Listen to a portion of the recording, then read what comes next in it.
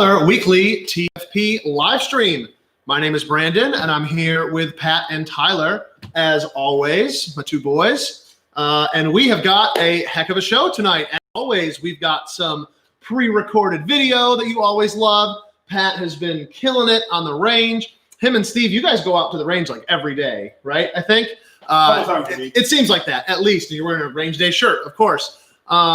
Yeah, we, as always, miss you guys. We hope that you had a great week, and we would love to hear some of your questions. Tyler posted, I don't know, an hour or two ago, just reminding people of this live stream. Got a lot of good questions that we've got that we're going to come to and answer shortly. Can't wait for that.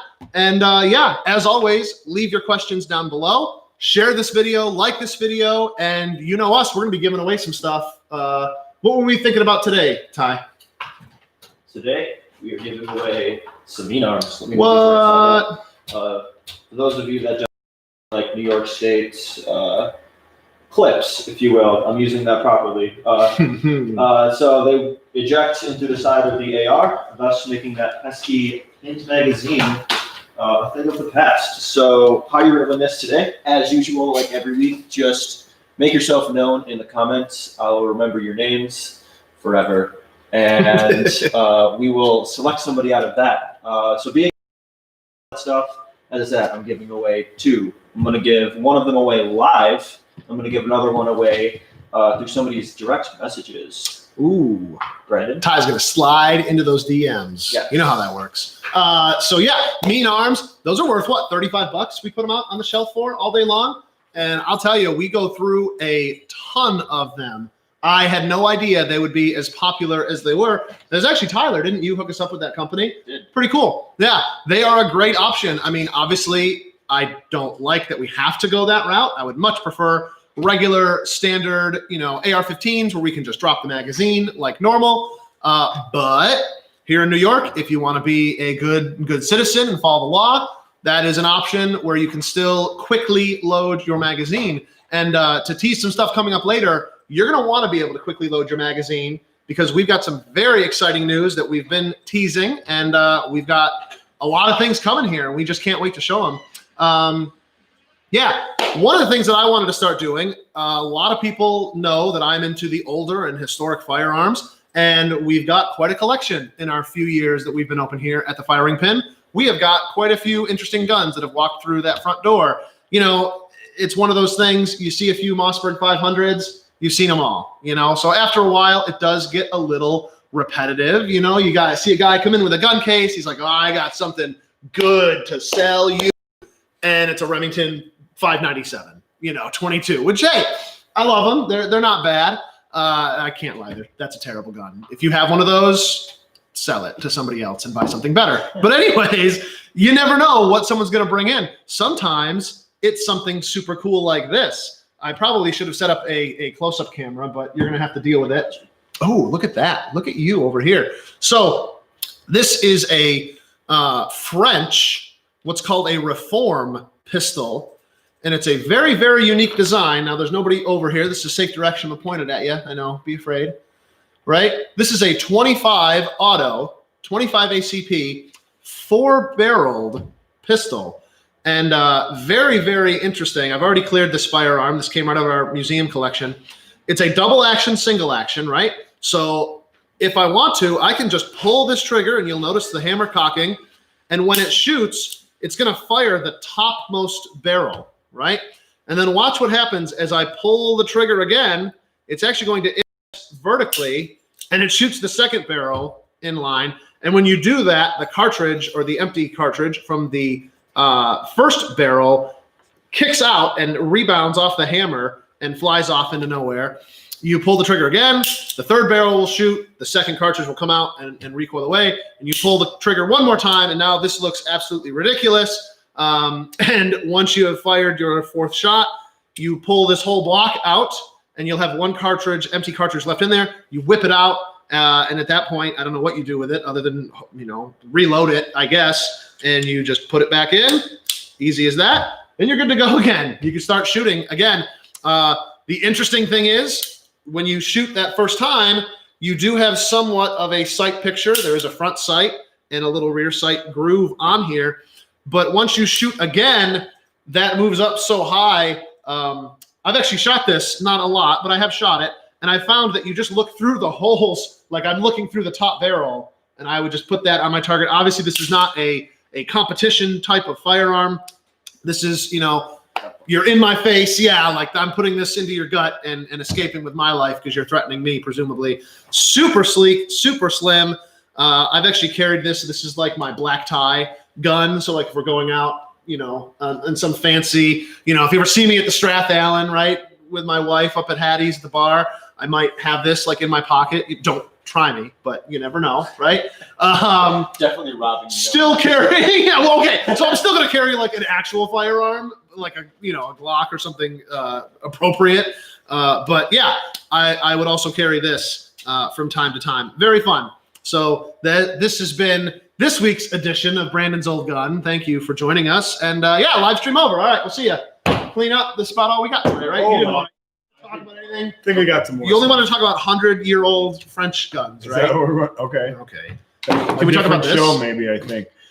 Oh, that such a good idea, right? Like looking thing. This has solved self-defense. So, guys, you remember how I always am down on shotguns? Well, now that we're shooting koosh ball, I'm just kidding. Get that out of here. We got some of this non-lethal stuff in. I made a post about this earlier in the week.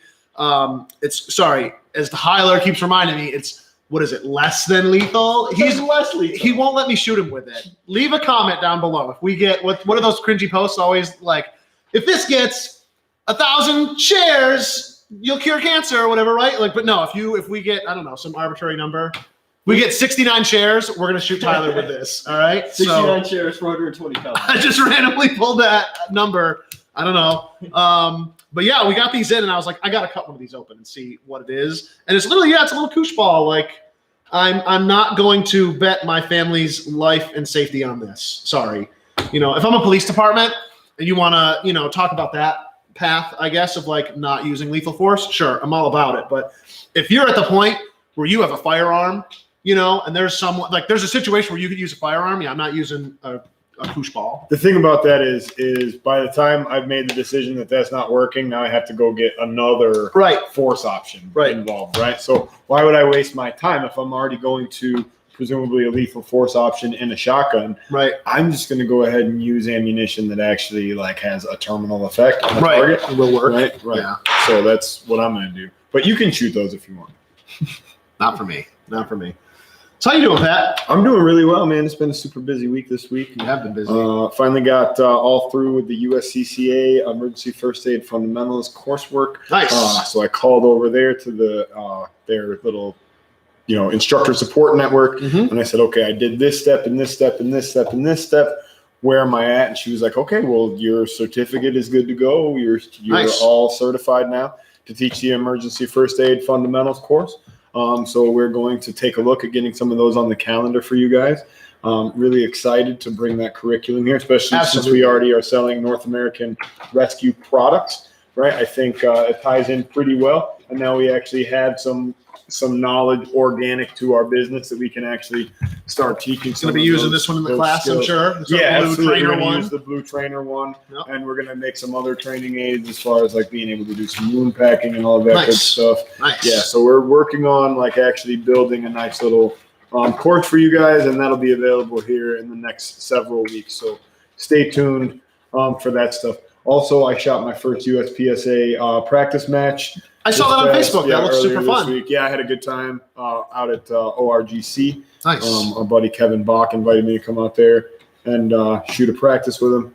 Nice. So I had never done USPSA before, so I really wanted to just kind of get out there and give it a try. Sure. And it was a lot of fun. So I think I might have a new sport now.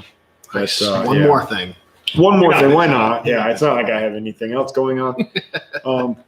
What else? We're working on getting ready for the tactical games skirmish events, right? Yes. You just got made some headway there, I guess. So yeah, I was just emailing Steve, our friend Steve Filano from 2A New York State. Sure.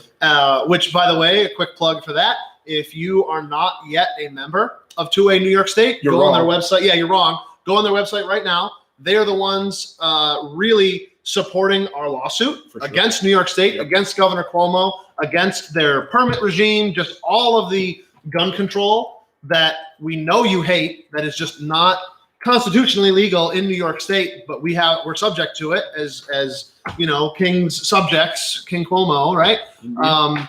2A though is actually fighting that in the courts. We are making headway. They're, not to put down other gun groups in New York State, but they're really taking it to New York State. A lot of gun groups just talk, but 2A NYS, they are a group of action, right? Yeah, they really sure. do stuff. So, I was talking with Steve earlier today, who was talking to the Tactical Games people, and we are super proud to announce we are officially a Tactical Games affiliate.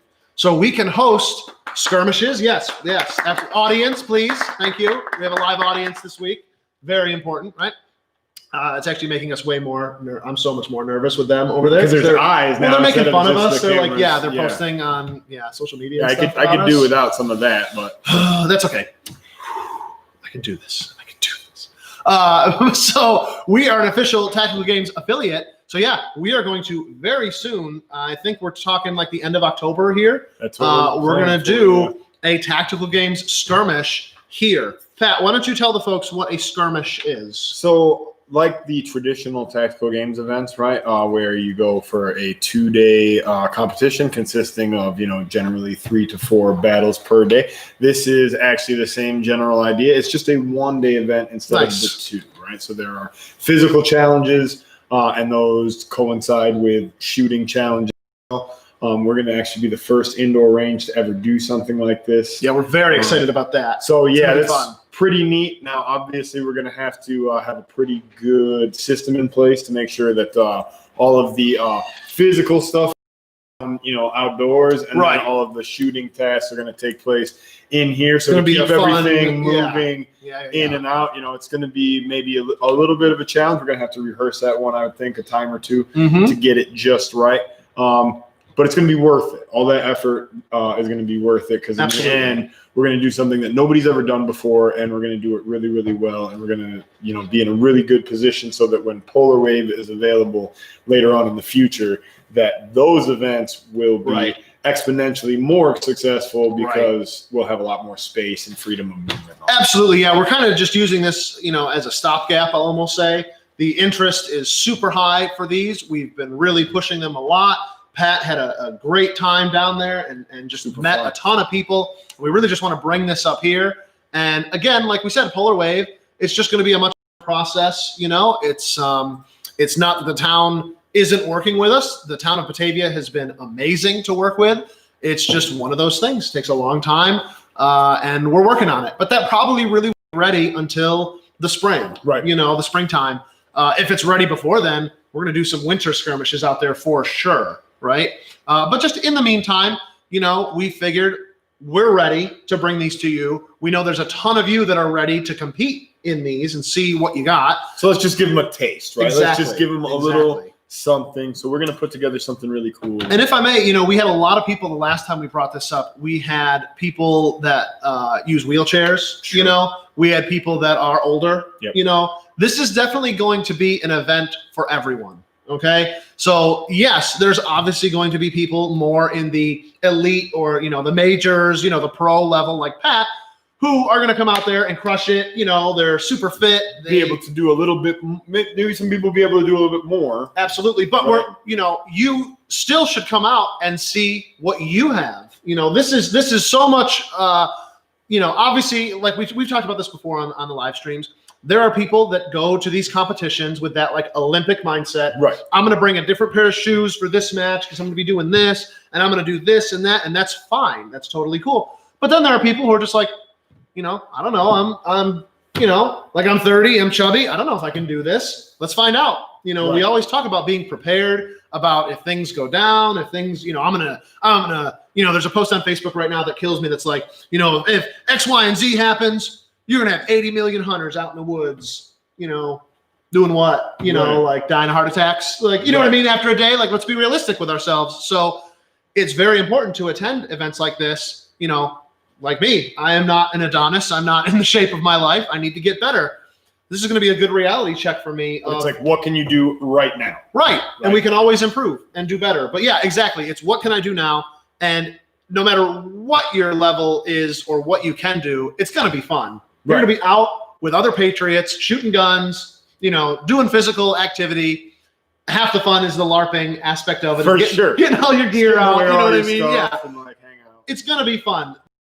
This is not going to be an atmosphere where we're going to, like turn people away because it's too, like the old commercials. What was it for like Planet Fitness where it was all like, just grunting and just, it's going to be like that. Like, just like the firing pin is. We're here for everybody. Try to welcome as many different types of people in different categories, right? So we will have a division for you. We're going to have the thick boys division. We're going to have, whatever division you need, hit us up. We got you. We will make sure that everybody, because like Brandon indicated, right? The idea here isn't that you come here, we show off, like, look what I can do, or look what this group of people can do. You can't do this. Right. What it's about. What it's actually about is, first of all, what can you do based on this specific set of parameters? There's going to be a certain number of tasks that you may be really good at. There's going to be maybe a number of certain tasks that you aren't very good at. Right. I found out there were some holes in my game when I was at the Tactical Games event that I competed in. Sure. And I was like, man, I really wish that I would have been a little bit more prepared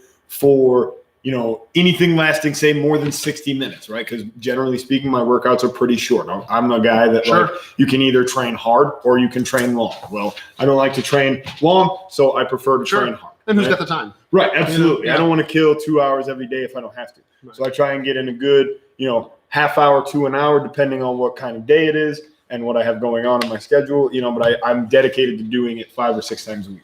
And so if that's not you, some of the tasks might seem a little bit more difficult on the surface, but that doesn't mean you can't come out and give it a try. And it doesn't mean that if you fail at something, that's the end of the world, right? Part of the event is coming out and seeing kind of where you're at, getting a good gauge of what have you done really well to get yourself prepared for some of these types of challenges, and what are some things that you can maybe do better in the future. So, if you go into it with that kind of mindset and mentality, guys, then it's going to be that much more fun. Right? Because you're going to learn. And also, obviously with these first ones, these are going to be a learning experience for all of us. We've never hosted one of these events. And in the beginning, it's going to be difficult. But we fully intend, especially once we get the Polar Wave facility up and running, we would love to, when we have these competitions, have vendors come out. We got our friend Billy Stupinski, who will help us with, hopefully Winchester and EOTech and Black Rain and some of our high-end distributors.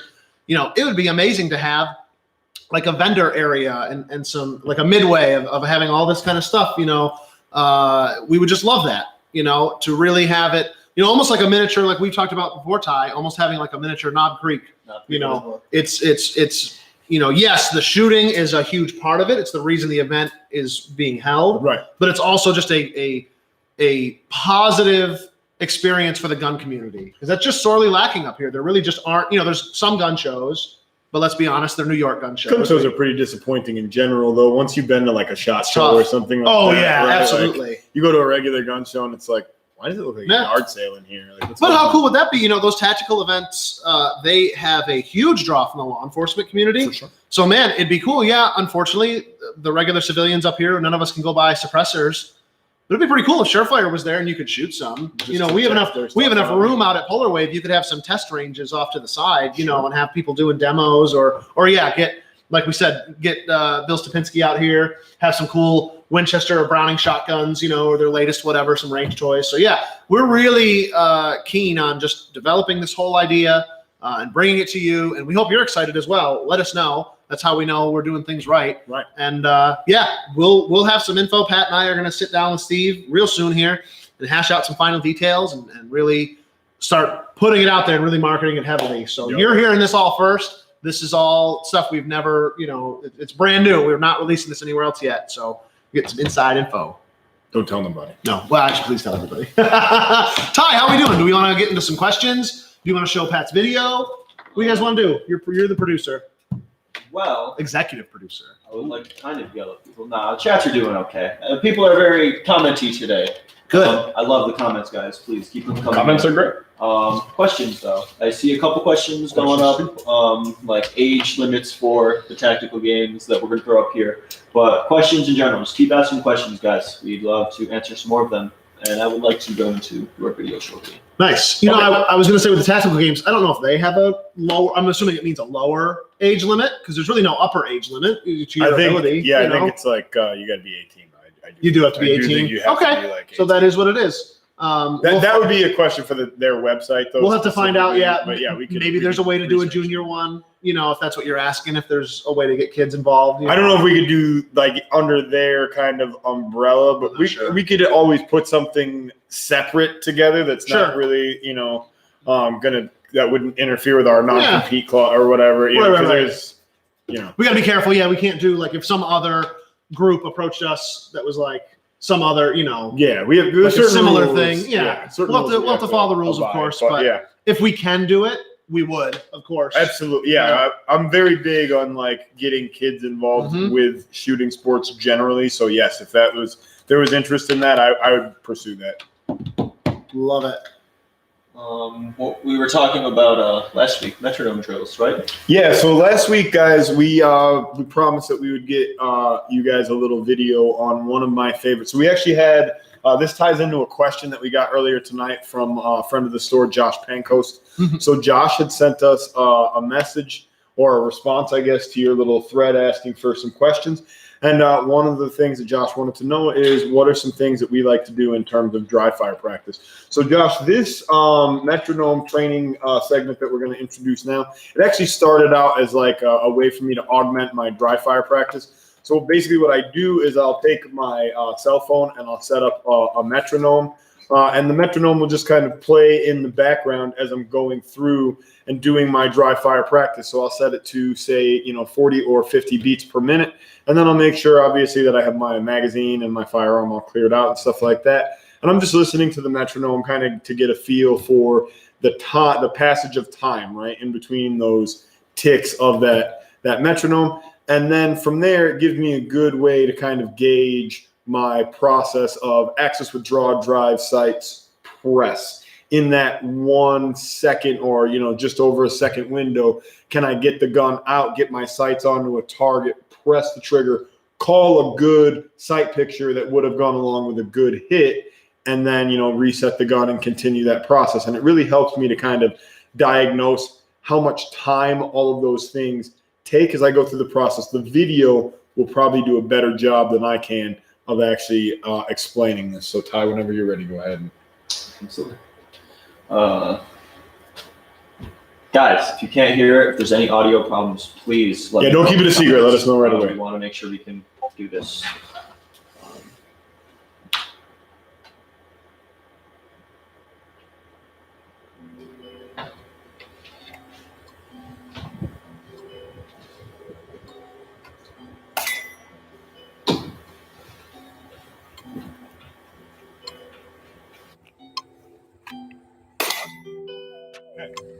So we're getting our hits, right?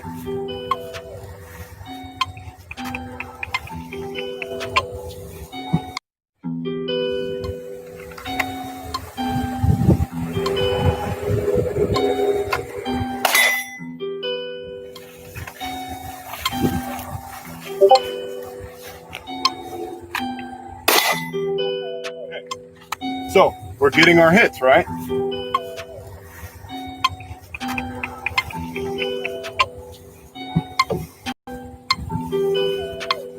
So now 50 beats per minute or 1.2 seconds, right?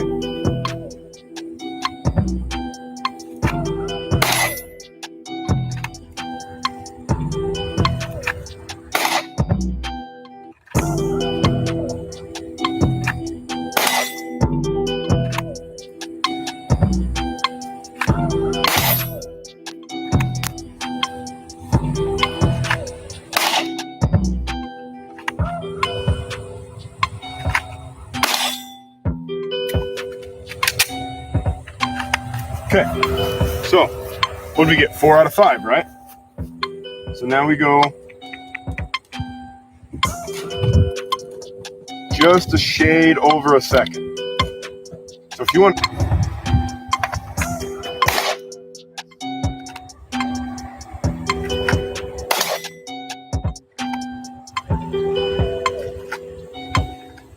no good.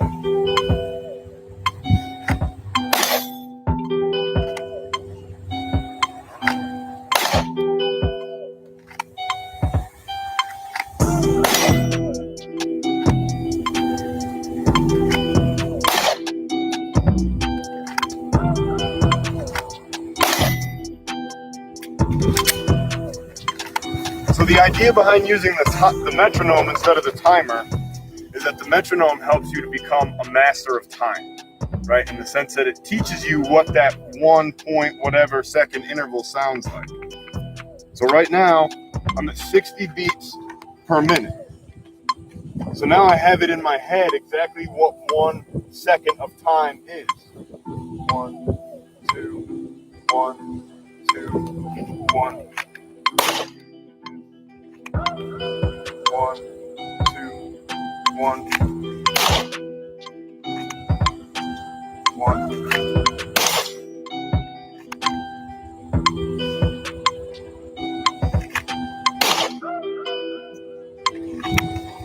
I need some more ammo.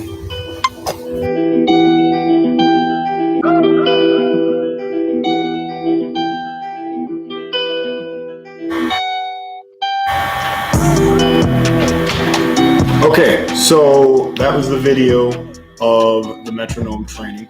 And as you guys can see, the advantage to the metronome, the thing that I like, Brandon, about the metronome as compared to the shot timer is I don't have to go and keep setting it over and over and over again. It's just there and it's keeping time for me. And so I usually use that in conjunction with some slow motion video to help me be really honest about where the beats are versus where the shooting is. Smart. And it works really well with dry fire because obviously the click of the gun and the beat sound really distinctly different from each other on the slow motion video.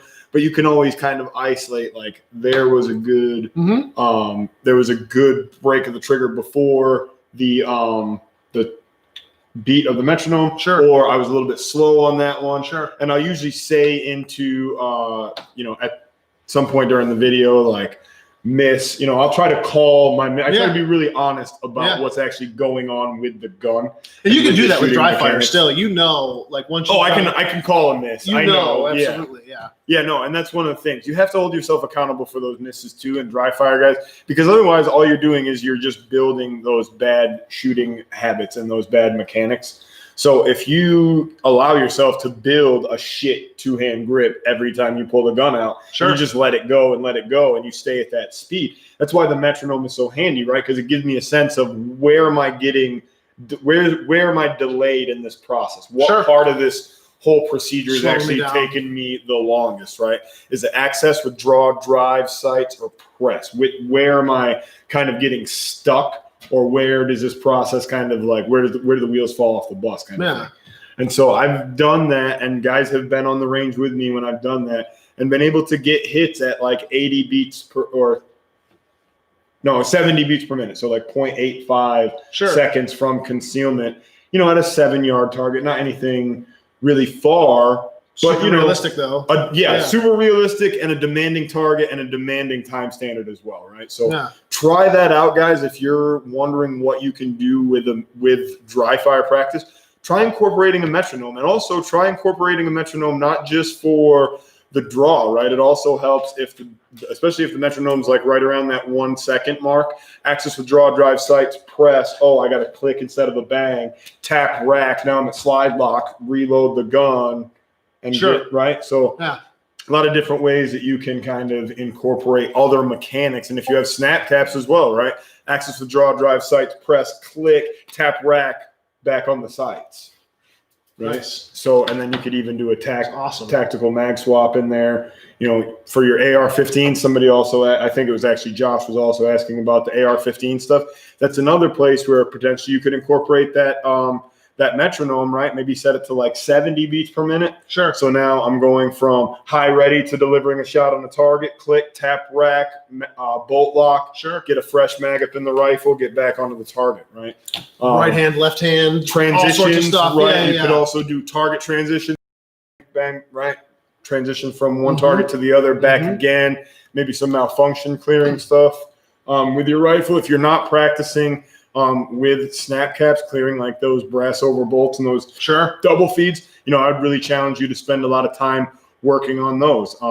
You can get pretty proficient at clearing some of those malfunctions without ever having to fire a live round. Right.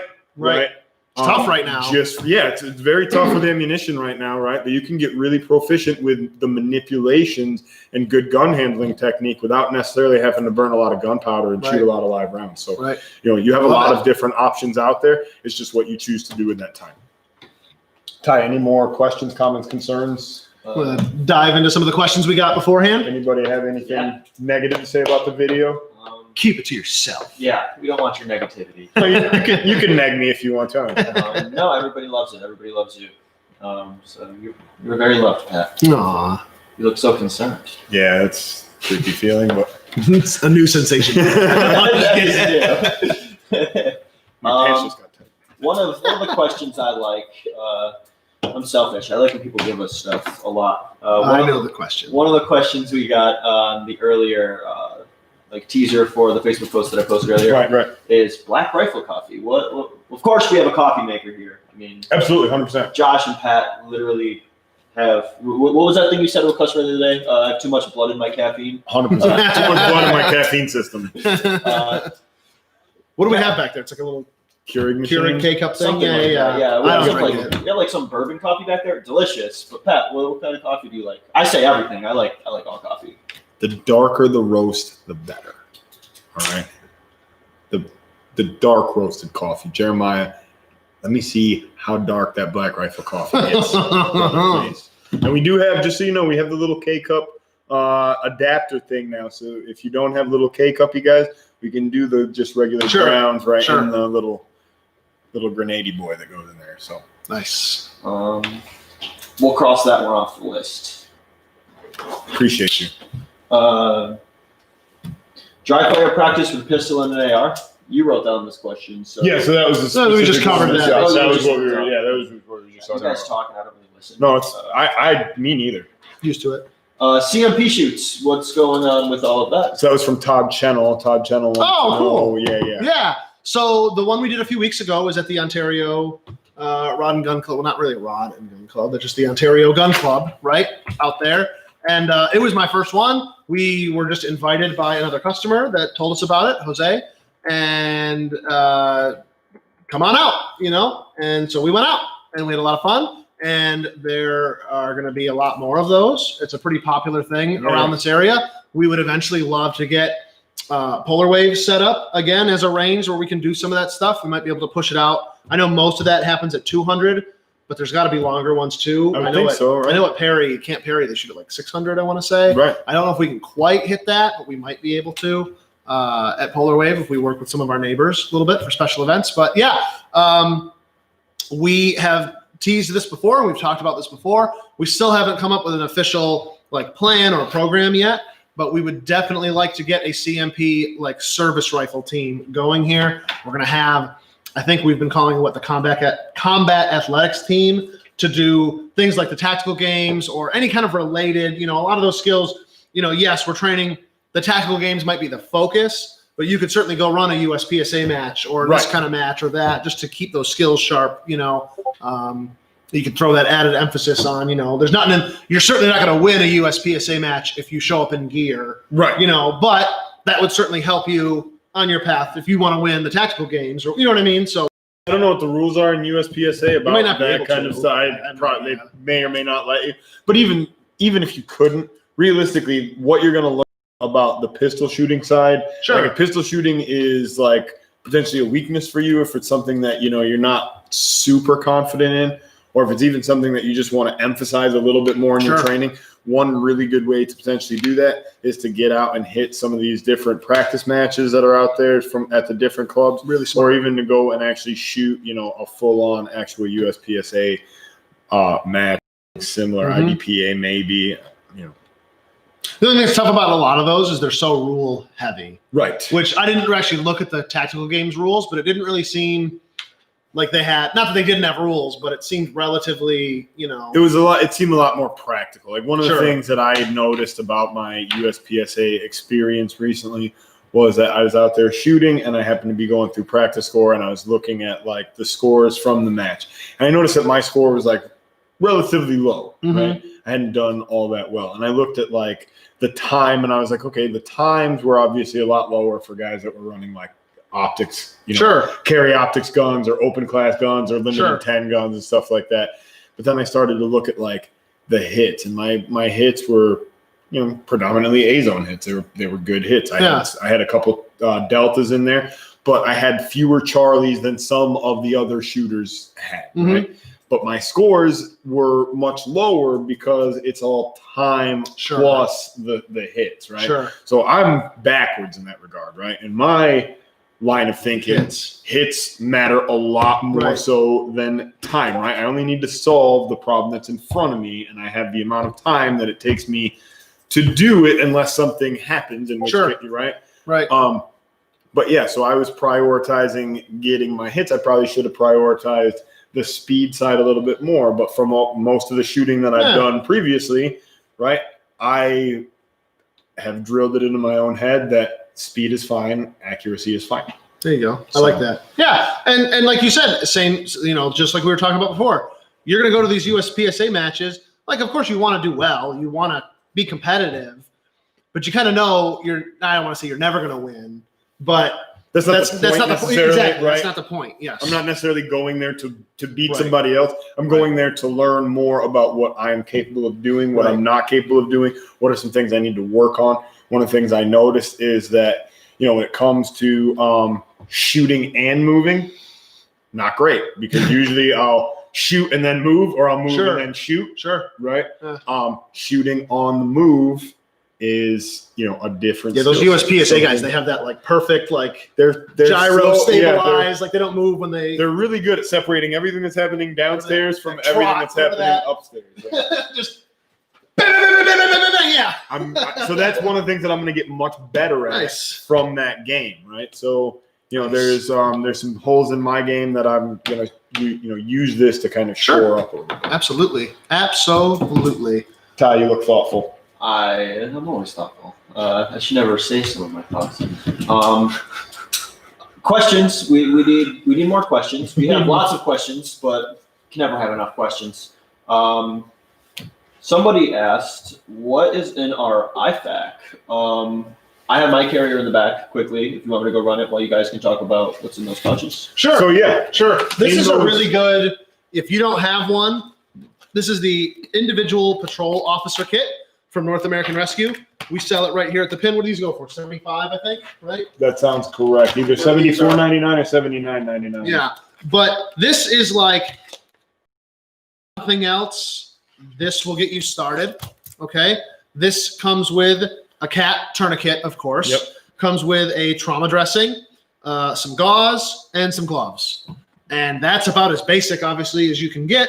But in a a shooting type of incident, this is really gonna do the job. This is gonna, if you've got massive, you got that tourniquet on there, right? You can speak to some of this stuff a little bit better than I can. So in this specific kit, guys, got first aid merit badge. That's about the top level of my training. So with the cat, obviously we have what we need to stop, arterial bleeding or bleeding from a vein, right? So that's very good. We also have our 4-inch flat trauma dressing. Now their trauma dressing is kind of like an Israeli bandage or an H bandage type deal. So it's got a couple of different uses here, and you can actually put it on with a fair amount of pressure if you know how to properly apply that thing. And you can get a lot of, pressure applied to a wound to potentially stop the bleed without having to use a tourniquet.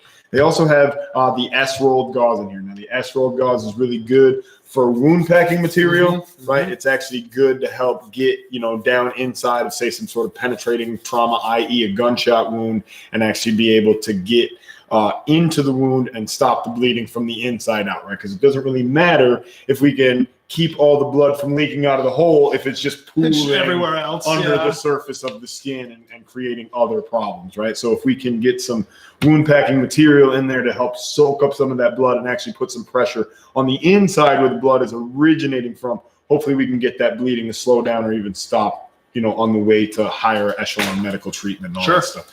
So for something like this, if you have like a penetrating trauma or a severe cut or something of that nature, this is going to be helpful. There's some other things in there, or there's some other things out there that could potentially be helpful to you as well, like chest seals, right? Or like a nasopharyngeal airway, or like if you had a burn, obviously there's no burn gel or any kind of treatment for a burn type injury in here. So this is for one very specific instance, right? You've been shot, you've been stabbed, Right. somebody's been severely cut and they've got some sort of life-threatening bleed, and we're going to try to stop that. You had a really interesting take on some of these medical devices the other day. I was talking to somebody here at the shop actually, and I made the comment about like a chest seal. Again, I'm a Boy Scout. I've got like first aid merit badge. I've hung around, like combat lifesaver guys. So I've heard some things. Alec, one of the guys that works here, is an EMT. Josiah's an EMT, Right. paramedic. I've been around enough. I picked some stuff up, but like a chest seal, I have no idea what I'm doing. I have no idea when I would use that. Obviously, I need to get some better training. That's one of the things I'd like to do. But the connection that I never made was it's still important. Now, I don't know how to use one of those, but I can still have that piece of kit in. I can have that piece of gear. Your life. Well, I might be right. Have that piece of gear and you have the knowledge, and together we can help, right? Yeah. Whereas you might have the knowledge, but if you didn't have one or you didn't bring one or whatever, it does no good to have the knowledge, so both of those pieces of the puzzle are very good, especially, you go to a class, you go to a tactical game event, you've got 20, 30, 40, 50 people there. Chances are someone's going to know how to use this equipment. So Sure. I never thought of it like that. It's like, oh, wow, okay, maybe I will have some of these things or acquire some of these things that, like a chest seal that I know are important to have. I personally don't know how to use them, but it's still good to have it. Yeah, absolutely. Because that's for you, right? Right. Like whatever you're carrying medical equipment wise, generally speaking, it's an individual first aid kit. Right. So it's for your Right. individual use. Now, if you happen upon somebody that doesn't have that stuff, you may go into your own kit and end up using your stuff on them. Maybe. But it's not an ideal situation to be in, right? Ideally, they're going to have their own stuff. So like Tyler, why don't you bring your Ty, you stuff got up here? another kit you want to show? You can come on main camera. It's all right. You don't have to be on the side one. I can be on main. Toby can come on. It's okay. It's weird. I know. Come on. So yeah, like this is Tyler's, and if we were in a situation where Tyler is the injured one, we'd be opening up his kit and using his kit to help him, right? I have my bag for my belt. Let me hold this up. Sure. I can try to hold it. It's pretty much all the same contents. I actually have my EDC book bag, which this is like my Nice. purse. This is like another, what do they call this one? It's not the individual patrol officer kit, but it's a similar idea. North American. This is right from North American It's literally Rescue. like this, but Just in that package, in a case. I really like this. I have probably like 5 of these. Yeah, seriously. When we got these, we just went nuts. Yeah, Everybody. one on my everyday book bag. Yeah. Same kind of kit. Make sure nothing weird falls out. Same kind of concept. Yeah. We actually got this from that Stop the Bleed class that Nice. we all went to at Nice. was it Mercy Flight? It was. Um, Mercy Fight in Batavia. Yeah. The key thing I've always heard about tourniquets is 1 is none and 2 is like 1. Sure. So I've also heard a lot of people like say 1 for every limb. So I like that. I mean, again, it depends on what you're doing. Lay that down here. I've got one of these myself. This is an ankle holster setup that has all the same stuff that these individual patrol officer kits have. It's got the trauma dressing and the cat tourniquet and the gauze and everything, right? And man, it's one of those things where you never know. And it's, again, I'm going to keep saying it. I'm a Boy Scout, so I just like to be prepared. The peace of mind that I get when I go maybe to a concert where there's a lot of people, or any type of event, again, where there's just a lot of people, I like to be prepared, so that it just really does put you at ease. And this is really good stuff. I'm so glad that we carry the North American Rescue stuff, because that's just top tier. All of our medic and EMT friends will know. One thing that we haven't really talked about that's kind of important is EMT shears. Sure. Why are those important? Well, these are great for obviously, like, if I need to get into you, I can cut into your clothing to take off parts. Also, EMT shears are good at just cutting things in general, like Cut right through a penny. cut through a penny. So if I need to Right. go through some fencing, maybe, Sure. anything. You never know. EMT shears are very good for that. Cut somebody's radio mic. That would hurt. Ooh, sorry. Pat, What's up? there's kind of, I think you said a little bit about it earlier, the class we might be holding on some of this stuff. The emergency first aid fundamentals Yeah, class. I think Yes, we are going to comments be are very doing we are going to be doing the emergency first aid fundamentals class, which is offered by the USCCA, and that goes over all of these things from both the medical emergency side, also to the traumatic injury side, and it also goes through like building your own first aid kit, Nice. and all of that different stuff, and how to triage people on the scene and all that stuff. It's actually a certified first responder level course, so it is. It does meet CFR requirements for. I'd have to go back and reference. That's the pretty cool, information. though. But yeah, no, it is like Josiah was very impressed by it when he was looking over the information, because he was like, Nice. "Wow, this is actual like real world stuff that you can teach people." So yeah, we are going to be offering some training like that in the coming weeks, as I indicated. And I'm really excited to be able to offer it to you guys, because it's very us as gun guys to be prepared to offer aid to people as well, right? It's not all about putting holes in stuff. Sometimes Right. it's about plugging holes and stuff too. Absolutely. So I guess I could segue that while we're on the topic of gear. Somebody asked, just going over gear. That's a huge topic. You guys can do like a quick talk on gear from big to small guys. On top of that, is running with your plate carrier in a neighborhood okay? So I'm probably the wrong guy. I might be the best guy to ask about. The worst guy to ask about that. I don't really know. Let's just say the city of Batavia knows who you are. Yeah, no, there are a lot of people that see me on a regular basis running in mine. So yeah, I would say it's fine, honestly. Mm-hmm. Depending on where you live, I don't know. I wouldn't run with like magazines. Yeah, on you, so you know what I mean. But yeah, As so crappy what as I that would sounds. do is I would strip mine down, and that's what I do to mine. Right, I don't run with like my turnover mag pouch on the front. Right, I just strip all my stuff down. That's one of the reasons I like having the Chase Tactical plate carrier, because I can strip that thing down. At that point, it really just looks like a easily. weight vest. Right, and so really if somebody know. was to stop me, if it was an issue, like, what? I'm sorry, I can't run in a weight bearing vest. Right. Like, what's the issue? They literally sell a similar product, not the same product, obviously. Sure. They sell a very similar product at Walmart for $39.99. I was there the other day. Same idea. Same general idea. The Right. only difference is mine stops bullets. Right. So, And again though, there is nothing wrong as long as they're New York State compliant mags. I wouldn't do it with illegal stuff that you wouldn't want to get caught with. But there's nothing wrong. There's nothing wrong with putting a tactical vest on and running down the road. There's no law against that, right? Now, if you live in Pittsford and you're going down Main Street of Pittsford, you're going to get the Monroe County Sheriff out there. most Likely, likely, I would you know what I think mean? so, Like, yeah. probably. It's just the world we live in. But maybe the more people do stuff like that, maybe the more it gets normalized. Again, obviously we want to do the tactical games skirmishes up here for a multitude of reasons. We just love them. We think it's going to be a lot of fun. Super fun, yeah. But another thing that we talked about with Steve from 2NYS is, again, it just brings guns into the positive light again. Here's a competition that the newspaper will hopefully cover, and the TV news, and the radio news, whatever. Here are guns, and nothing bad happened. Right. Like they're just a part of everyday life, which we all already know.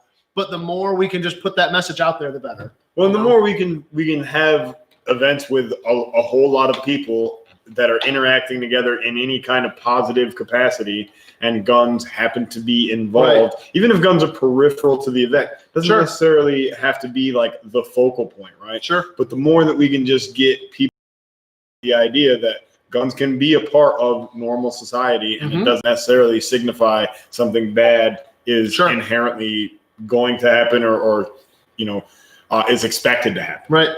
Right. So that should be the mindset. Love it. Ty, you got anything else? Sorry, Ty, I think to go back though, your original question, I think we should do a live stream here soon on like our personal gear. Because we do have, everybody's a little bit different. I'm a big chubby guy. Like Tyler, you're tall, you're not as chubby. Pat, you're shorter, you're nice small, and fit. You know what I mean? So we've got some different gear. I would love, Let's do it next weekend. Let's everybody. So actually, I was going to suggest, not next weekend, next Thursday. One of the things I was going to suggest too, I would really like to get like a couple of our like favorite guns that we like, maybe your favorite handguns. Sure. Like I have a couple of different handguns. I use them for different purposes, right? None of my handguns Now it's starting to be a lot more like narrowed down, where I have one handgun that is specific to my carry gun, and then I have one handgun that is specific to, like, if I have a tactical game site competition, I'm going to take this one. If I have an IDPA gun or a USPSA gun, excuse me, I think my SIG is going to become my dedicated USPSA gun, because I never want to get rid of it, but it's hard for me to like carry it on a day-to-day basis. But as far as like, you know, making it nice to shoot for something like that, I think it'd be a really, choice. Really nice gun, right? Absolutely. So yeah, I think we should do both of those. Nice. Yeah. Snap caps, are they a must for training or dry firing? So I do think snap caps are really important to training and dry firing, and it's not for anything to do with like protecting the gun. Not for the reason you think. Yeah. For me, it's more the specific task of going through a deliberate loading procedure and making sure that what I just loaded into my gun is specific to training, right? In other words, if I'm using snap caps for training, it forces me to then know the status of my gun and know that what I just put into the gun is suitable for training, right? Because the last thing that I want to do is pick up a gun and make some assumption about the last time that I put the gun away. And then I don't check the gun, or I don't deliberately go through a procedure to make sure that what's in the chamber is correct. And then I incidentally press the trigger and drop the hammer on the live round. One thing I was thinking too, maybe for a new shooter, someone who's newer to guns, especially on handguns, it's very easy. You're doing some of these reloading drills. It'd be very easy to short stroke that and not actually chamber around. Whereas now you can practice that at home, you know, completely safely. And if you do the tap rack thing and you don't fully eject that load or that round, then you're going to end up inducing a malfunction on yourself, which if that happened on the street could cause you a bad time. So not, you know, they're one of those things. I think the question was, do I need a snap cap to dry fire my gun? Unless you have an old French Reform 25 auto, I would say no. Or some sort of rim fire or something like that. Generally, though, we're going to get hate for this, I know. Generally, though, any type of center fire cartridge, safe, you can dry fire it all day long. Any gun with modern materials, you're going to be fine. Yeah, your Smith & Wesson shield's not going to get hurt. No, that was more of like a metallurgy thing back in the day. Pat, you're missing your son's baseball. I am, yeah. April updated us. He is kicking ass. Nice. Get you some, Sean James. Good man. Sean's a good kid. Sean's a great kid. He's a good kid. I like Sean a lot. Yeah, he's a good boy. Fine young man, not even a boy. He's gonna be 16 in a couple weeks. I know. It's crazy, man. So I like these questions. They pair up pretty well. Do it. Ask them both. This is a great question for Josh. I feel like we should get Josh one stream. Big game season is around the corner. Let's talk some entry-level rifles that can kind of pair that up with can legality in New York State. Oh, suppressor legality. So unfortunately, unless you are a part of, I want to really be careful what I want to say. Unless you're law enforcement, you really can't do it. And even that is a gray area. And we really try to walk that line of serving all of our customers. And obviously we're in the business to make money, number one. So if someone comes to me and they're legally allowed to buy a product and I can sell it to them, I want to, you know.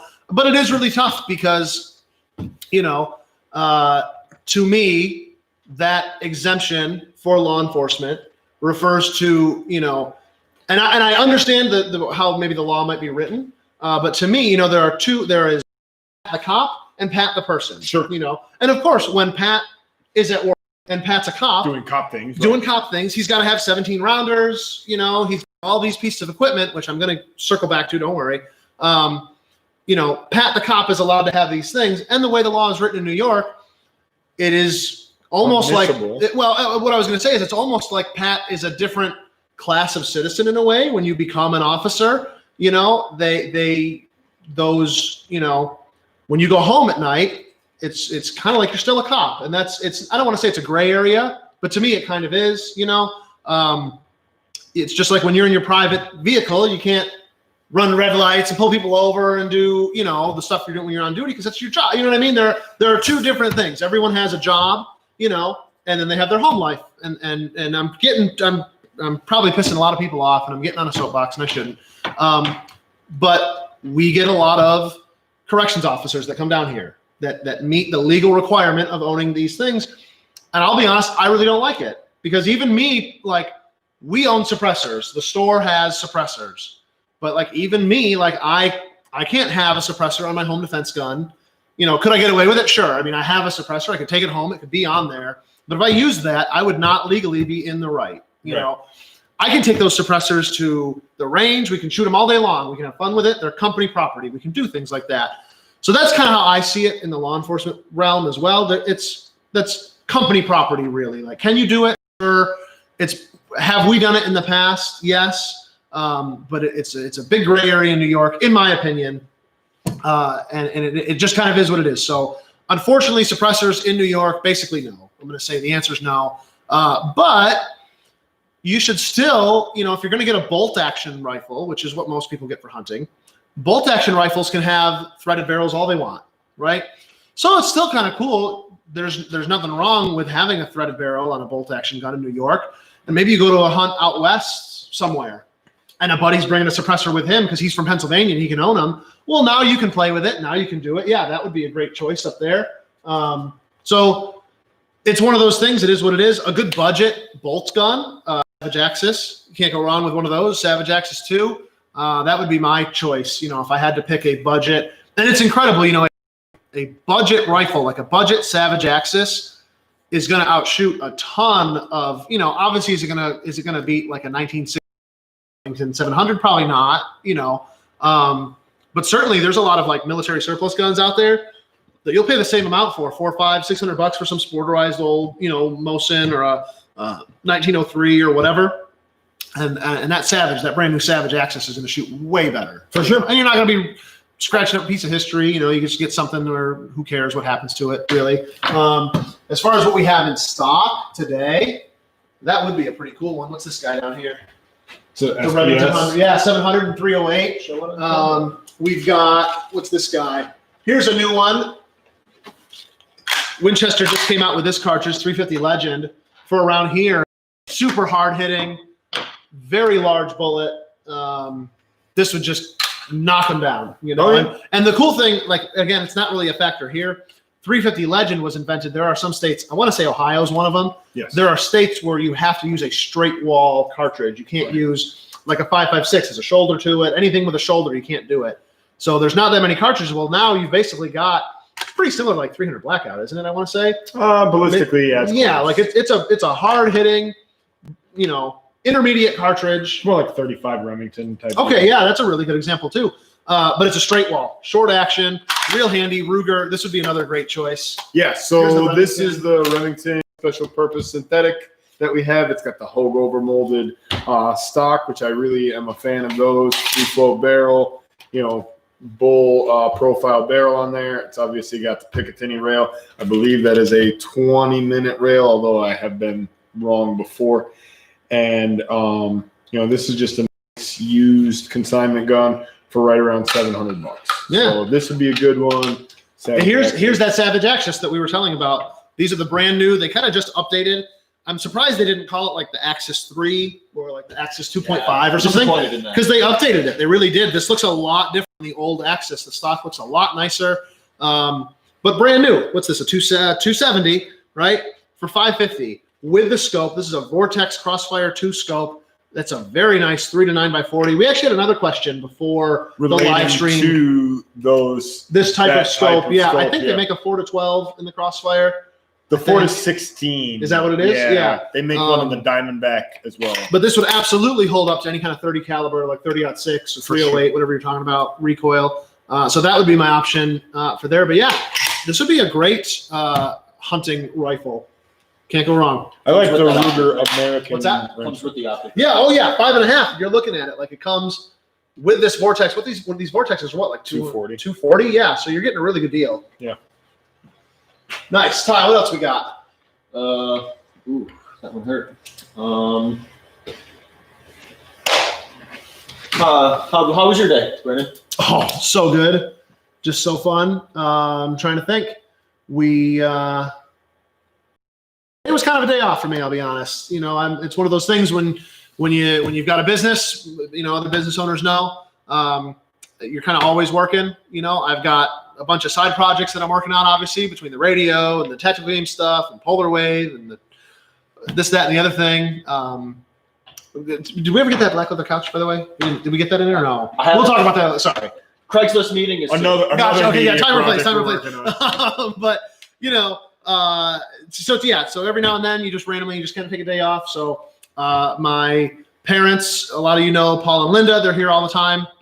They're actually going down to they've got a motorhome, a little like Class C motorhome. So they're taking their granddaughter, my little 3-year-old girl. They're taking her down. I don't know. They're having fun somewhere, trying to just go out in the woods and socially distant. So they're taking her. So yeah. So we were like playing with her all morning, just spending a lot of time with the family. Sure. And then now we're here. What about you, Pat? How you doing? Yeah, today was a good day, man. We had to, get up a little bit early today. April had to be out of the house a little bit earlier than usual.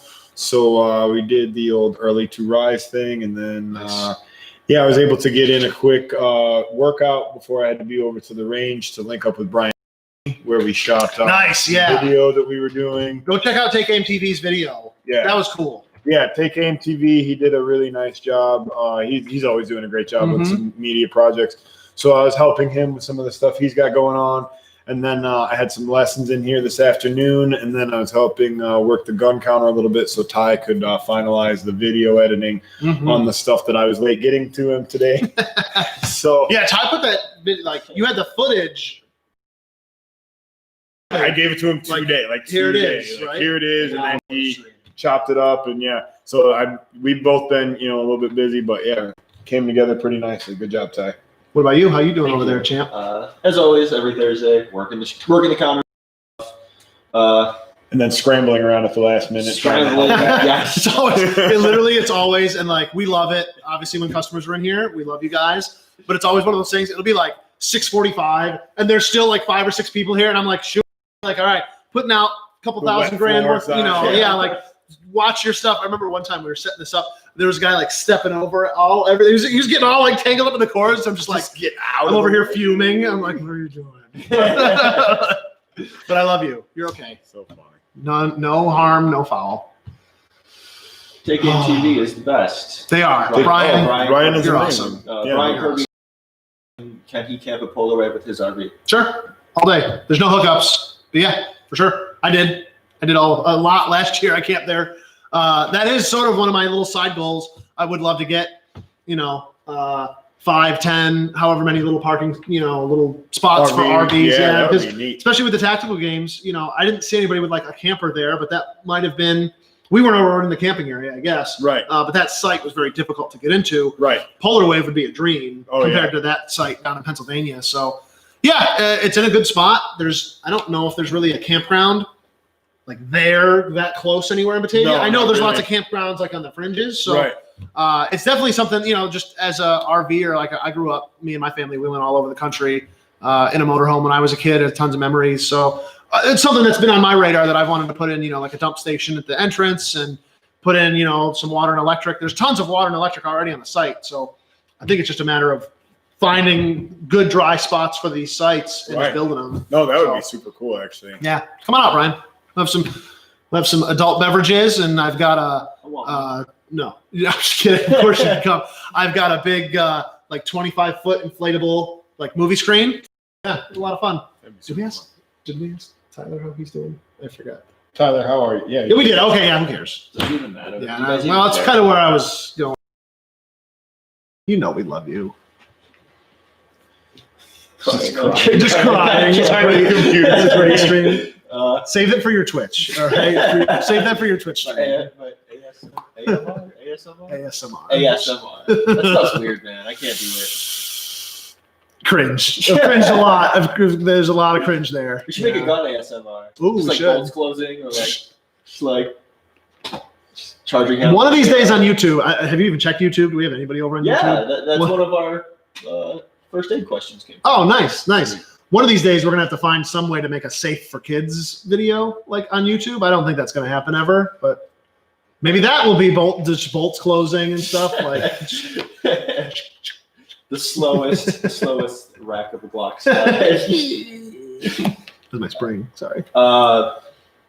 So questions have kind of slowed. We have a couple, but while I was waiting for everybody to ask more questions, I thought of a pretty difficult question that Oh boy, I think gun owners really hate. it's always something weird. If you could do one thing to curb gun violence, what would it be? Oof. Hard, very hard.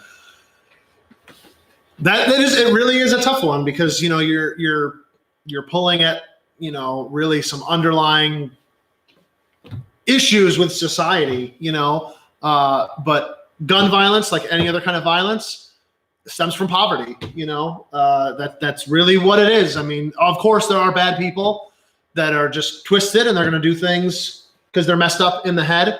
And until we get better, like CRISPR DNA technology, we're not going to get rid of that, I guess. Sure. But I don't know if we even want to mess with that, level of science. I'm sure we will someday.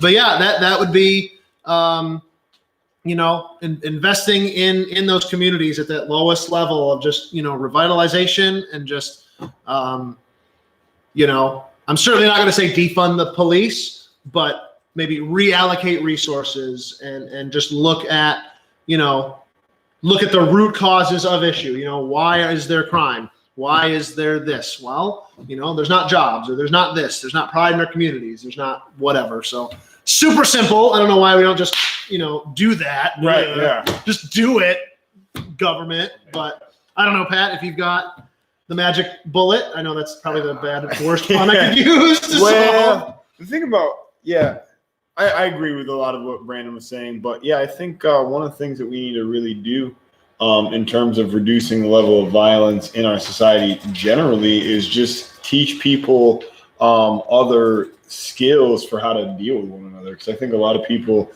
just lack compassion and lack the ability to reason with other people. And so the first time that their ego gets challenged, like if we were going back and forth and having an argument, the first time that you say something that challenges my ego, my immediate response is going to be to get very defensive. Sure. Right. Sure. And then so situations get escalated, but a lot of times we need to just kind of step back and just communicate more clearly, or be a little bit more respectful of other people's viewpoints. So I think going back to basic respect is a huge thing. I think a lot of people just lack respect for other people's viewpoints on different issues. And I think that we don't know how to talk about some of that stuff. A lot of times they'll tell you you should never talk about politics or religion, right? But when you get away from talking about those things, you forget how to talk about those things. Immediately wanting it to devolve into some sort of nightmare scenario. Right. So I think just learning how to discuss those issues a little bit more dispassionately might be beneficial. Ty, what about you? My turn? Cool. Yes, we're going to include you this time.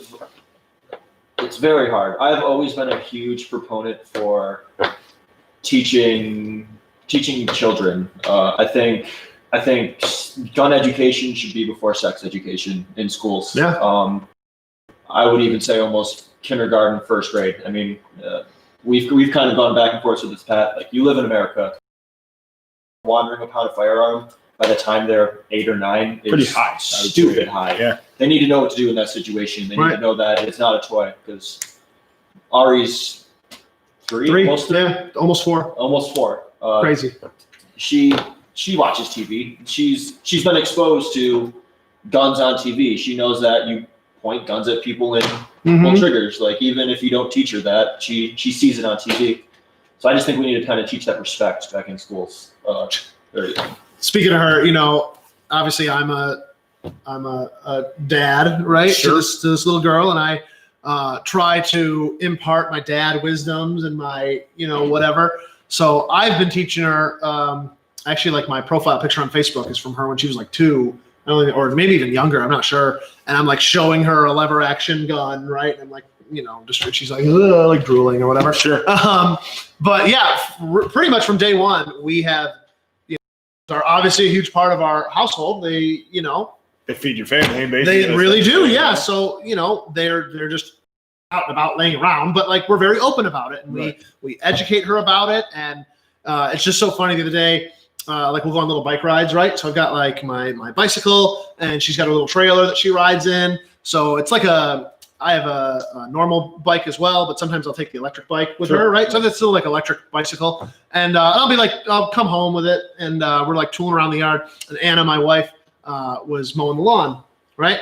And so we come back, and I'm like cruising the little bike around, and we're like going around on the lawn and stuff. And I'm like, all right, we're the cowboys or whatever, we got to shoot a mom, right? And I'm like, like a little boy would do, right? And like, we're like racing around Anna. She's on the lawn. She's loving it. Of course, she thought it was having the most fun. Kidding, Anna's rolling her eyes, thinks it's the dumbest thing ever. And I'm like going around like making gun sounds like I'm the 3 or 4 year old, right? Not Ari.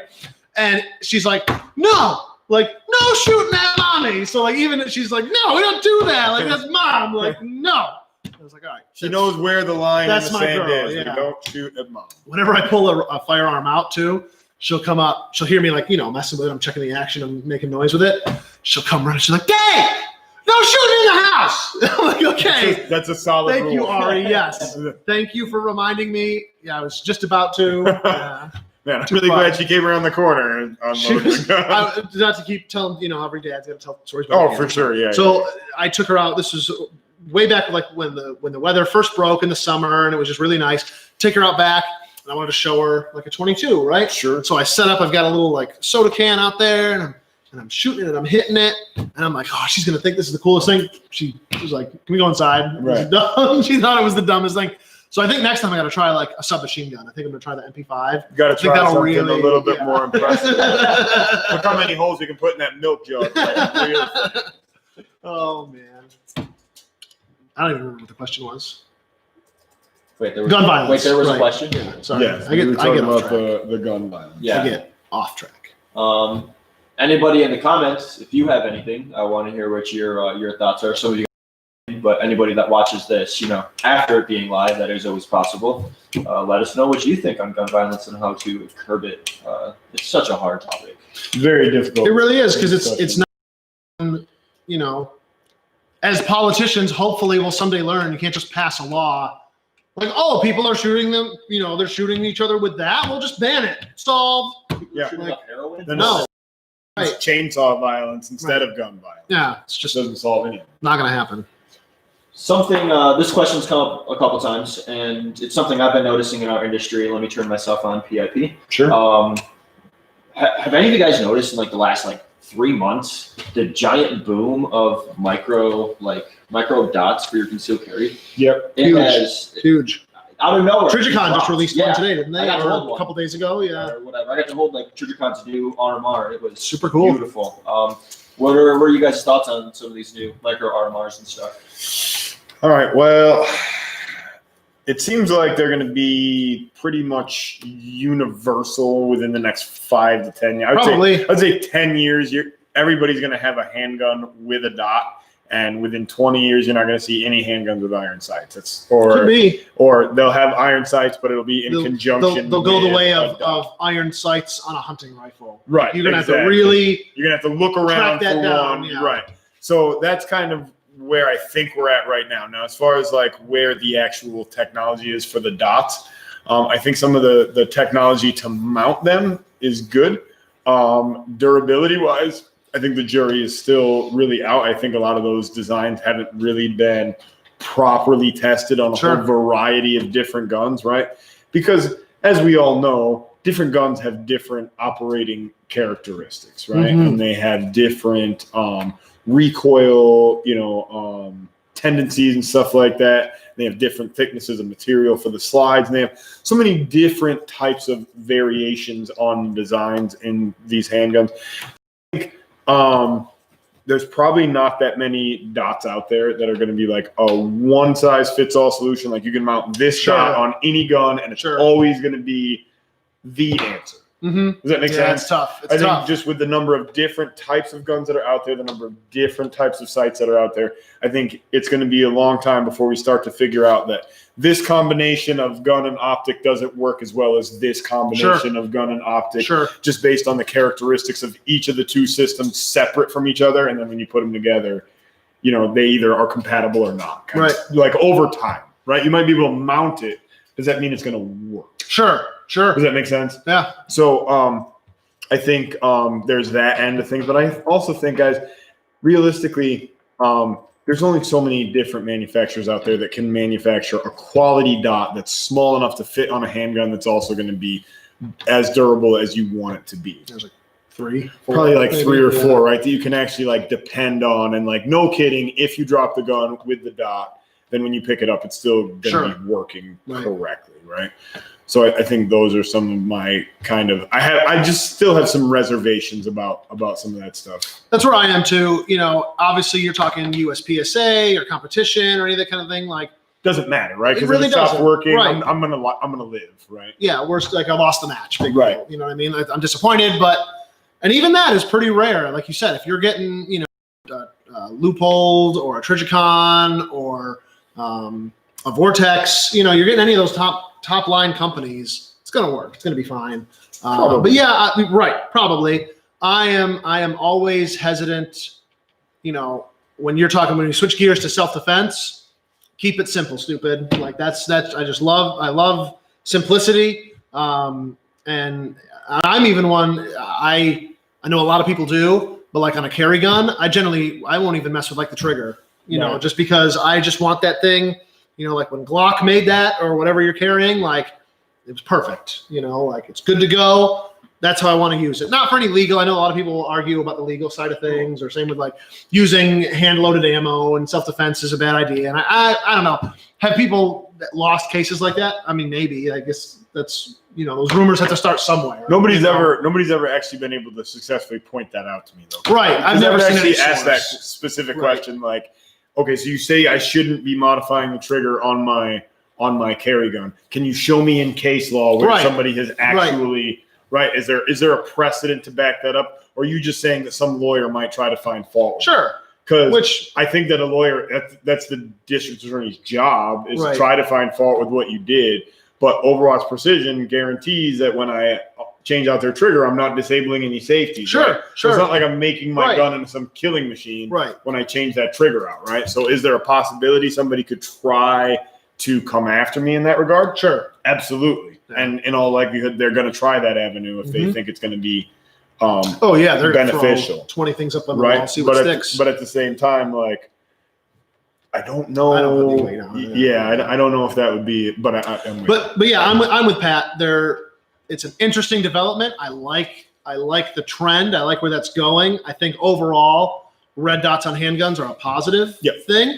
But yeah, when you're talking self-defense, I think it's going to be like you said, 5-10 years before they're really at that point where everybody's using those. Everybody's got one. Everybody's making a gun that will accept them out, or a dot, and every dot manufacturer has one that will fit on any gun. Yeah.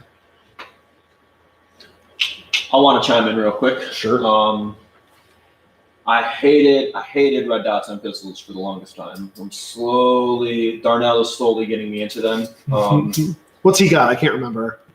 He has a Shadow 2 he has a Shadow, 507C. But, he had to get a new one because of his motorcycle accident. It rounded off. I don't know. I'm a fan of it, but I don't like what SIG is doing. SIG tip. I'm not hating on SIG. I own SIG stuff, but SIG is always proprietary. Like the Legion, the X5 Legion. This guy, they proprietary red dot. You have to use their Romeo 1, where you have to get a special plate or mill it out differently. I think that is going to be the death of anything like that. I cannot stand proprietary. That is what's so nice about the firearm industry, is all the interchangeable parts. Usually, yeah.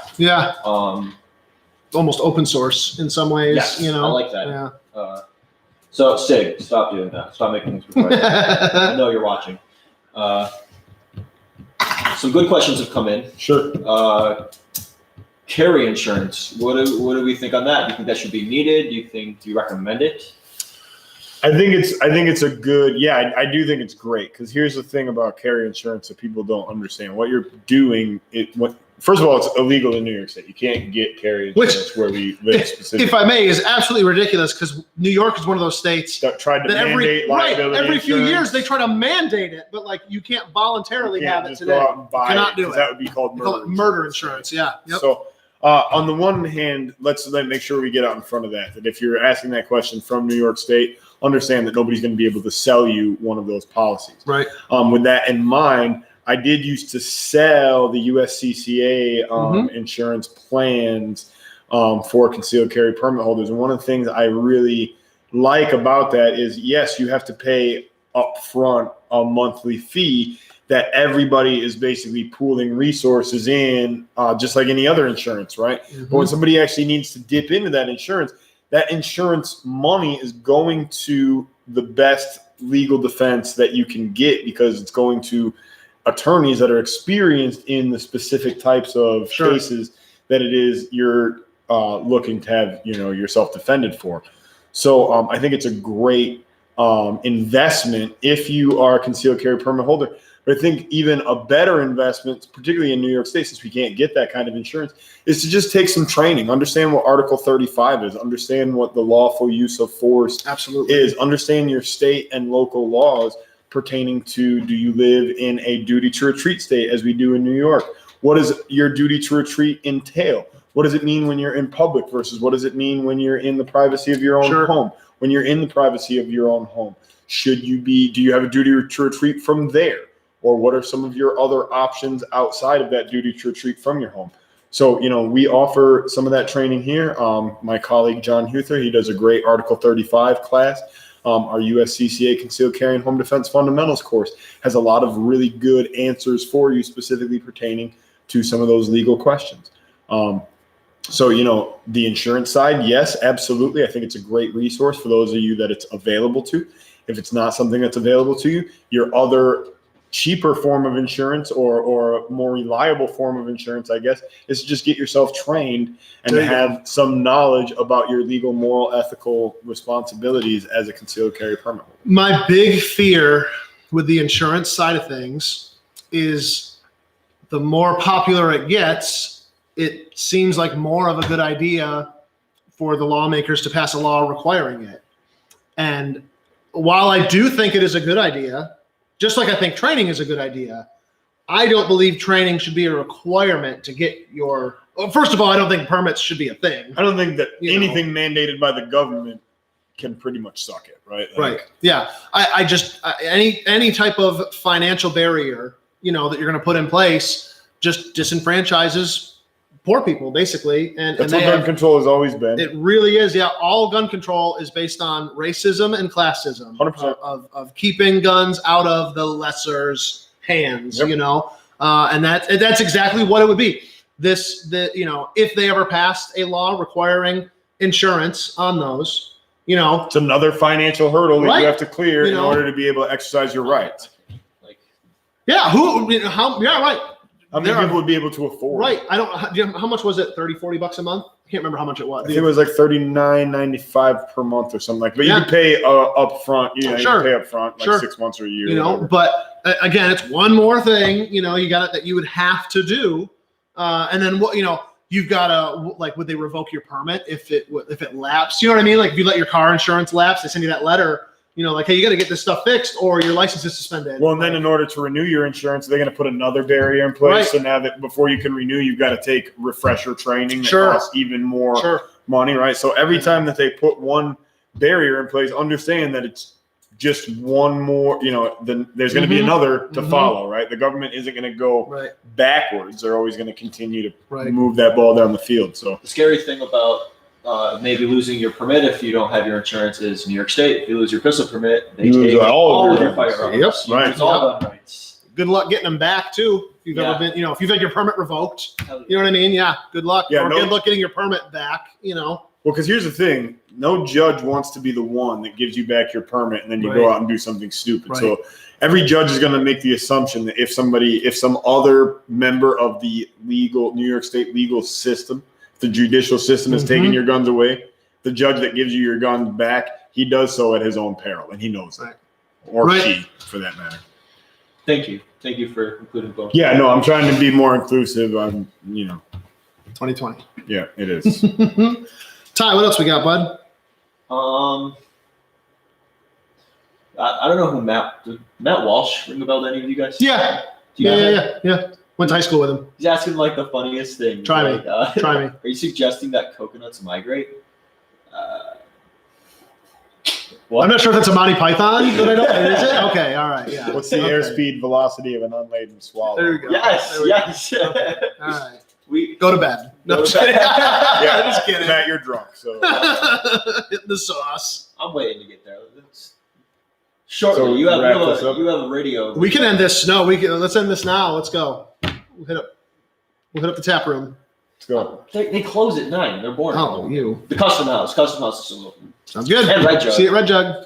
Dude, college just came back like 2 days ago. Yeah. It's at Red Jug. That'll be great. What could go wrong? What could go wrong? Just people and cultures just coming together, breathing on each other. Just, yeah, I love it. You guys do what you want. Wait, was that my drink or your drink? I'm going home to my spouse. You guys do whatever you want. Josh, I'm not coming until noon tomorrow. Oh, man. Nothing? You ready to end this? What's that? You ready to end this? I mean, if the people are ready for it to end, I'm. Yeah. I feel like questions have kind of slowed. We Sure. have like some gear questions we should definitely hit on next time. Yeah, we're gonna do a gear one next week. Yeah, I tell you what. Between this week and now, go in the inbox. All right, inbox us all of your gear questions or send them to the email. You can keep posting them here. We will be going back and reviewing all the comments from here as well. If you guys want to post them in there, but other ways you can submit them.